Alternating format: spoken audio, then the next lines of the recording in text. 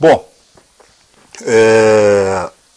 vocês devem ter lido, isso saiu aí em jornais, blogs, sites da grande imprensa, blogs alternativos, enfim.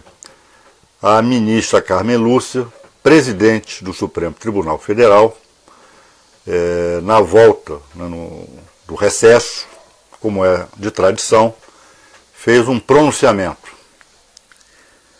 E esses são, infelizmente, os tristes tempos que nós estamos vivendo com o nosso sistema de justiça, a começar pelo Supremo, eu ia dizer pequeno Tribunal Federal, mas foi sem querer, Supremo Tribunal Federal.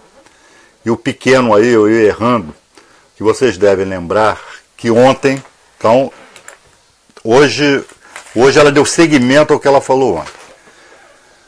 Ontem, perante grandes empresas multinacionais como Shell, Siemens, né? Algumas envolvidas em processo de corrupção, como a Siemens, e outras que tais, a ministra Carmen, aliás, essa promiscuidade entre judiciário e determinados setores do empresariado, que tem processo e financiam festas aí de magistrados, é algo que deve ser revisto, né, ministra Carmen Lúcia, já que a senhora é tão ciosa, né, da moralidade, da ética, né?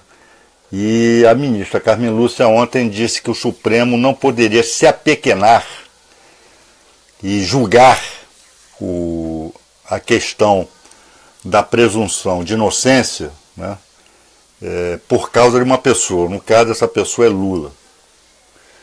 Eu até me pronunciei a respeito sobre isso, me pronunciei a respeito desse assunto, dizendo que o que é pequeno, o que tem apequenado o Supremo, é a própria administração da ministra Carmen Lúcia contribui para isso.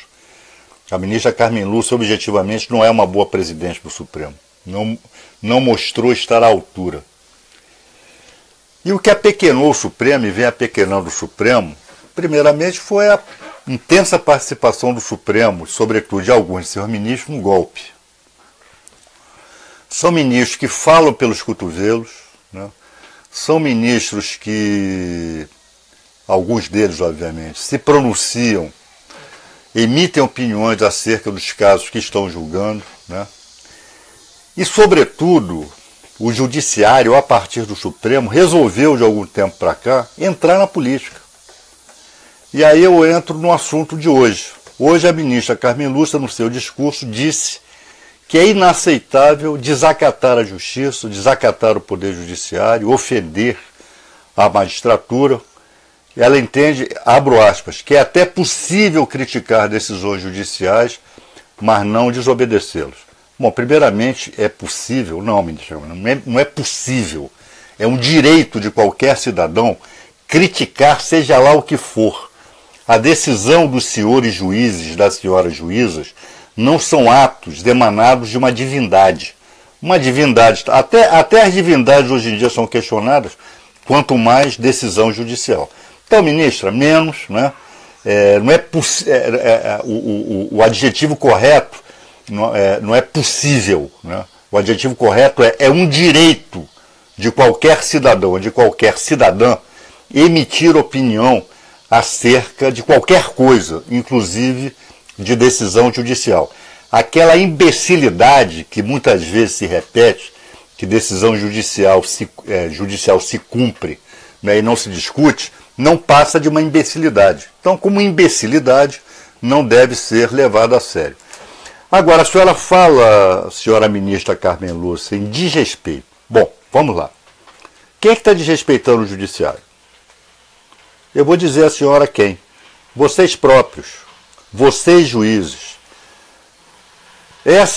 Eu vou me referir aqui especificamente, para ficar só no caso mais recente, mas poderia aqui desfiar uma série de outros, esse julgamento lá no TRF da 4ª Região. E todas as decisões do Moro, sobretudo aquelas que envolvem o ex-presidente Lula. Olha só, não merecem, ministra Carmen Lúcia, qualquer respeito a essas decisões. Sabe por quê? São decisões viciadas, são decisões encomendadas, são decisões combinadas entre si. Por exemplo, os 3 votos lá na quarta região, foram 3 votos combinados, dosimetria da pena, dirigir-se diretamente ao público, né? E não falar para os autos, não falar para as partes envolvidas no processo, é falar demagogicamente para o público. Aliás, é uma distorção aqui no Brasil essa história de julgamento penal ser televisionada ao vivo. E mesmo em videotape, nenhum país do mundo isso acontece.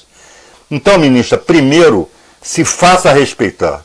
Primeiramente, o Judiciário, o Ministério Público, é que tem que se fazer respeitar.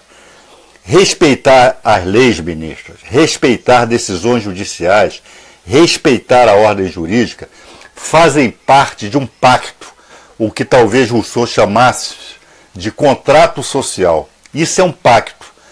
E esse pacto envolve, ministra, obrigações de ambas as partes, de quem está contratando e de quem está sendo contratado. O povo contratante respeita, sim, decisões judiciais, respeita as leis, desde que tenha absoluta convicção de que essas decisões judiciais, essas leis, elas obedecem às regras para a sua edição. Agora, decisão judicial que a gente sabe que foi emitida para perseguir, decisão judicial em processo criminal que foi produzida contra a prova dos autos, ministra, ninguém vai respeitar isso, tá certo? Ninguém vai respeitar. Ela vai se impor pela força. Ela vai se impor pela força repressiva, mas não pela força moral, como deveria ser qualquer decisão judicial. E mais, ministra, a senhora quer respeito aos juízes, então os juízes têm que se fazer respeitar. Hoje, aí vocês estão provando do veneno que é entrar na política, então não se queixa, ministra, não entra na política, cala a boca. Vocês têm que calar a boca. Vocês são pagos para julgar processos e não para ficar emitindo opinião sobre tudo e sobre todos como vocês fazem. Vocês vivem chamando os políticos de corruptos. Perfeito. Boa parte hoje da política está tomada por corruptos. Mas e o judiciário, juízes, ministros, seus colegas? Vamos lá. Os penduricalhos que vocês ganham, inclusive gente de corte superior.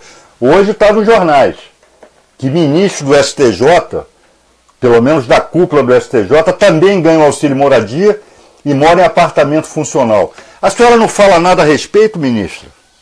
Nada? É isso mesmo? Receber acima do teto constitucional tá legal? É bacana? E a senhora não fala nada no seu pronunciamento? Então, ministro, olha só, eu acho que está na hora de vocês calarem a boca. Está na hora de vocês cumprirem com o seu dever, cumprirem tão somente com as suas funções e, de preferência, nos processos, julgar de acordo com a prova dos autos. Agora, não venha exigir respeito se vocês mesmos não se dão ao respeito. O cidadão comum respeita as decisões judiciais, sim, mas quando sabe que o juiz que a emitiu é imparcial, não está envolvido, não está interessado no processo, o que não é o caso de Moro, o que não é o caso de Bretas, o que não é o caso do TRF da 4ª Região, o que não é o caso, ministra, de muitos juízes aí pelo Brasil. Então seria bom a senhora cuidar disso. Cuide do seu quintal, ministro. Cuide do seu quintal, né? E quando exigir respeito, faça a partir de uma posição em que quem exige respeito, respeita as instituições também. Eu gostaria muito, quando a senhora voltasse a pedir respeito, nenhum juiz desse país, nenhum procurador desse país estivesse recebendo acima do teto constitucional. Eu quero, ministra, lhe perguntar, dois pobres, um casal de pobres, marido e mulher, que o casal que recebe o Bolsa Família, se os dois recebessem o Bolsa Família, o que a lei não permite, né? O que a senhora faria? O que o juiz Bretas faria, né? Já que ele e a mulher recebem, assim como diversos outros casais de juízes recebem. O que seria feito com esse casal? Então, ministra, menos, vamos colocar ordem na sua casa também, né? E aí depois a senhora vem me falar em respeito. Né?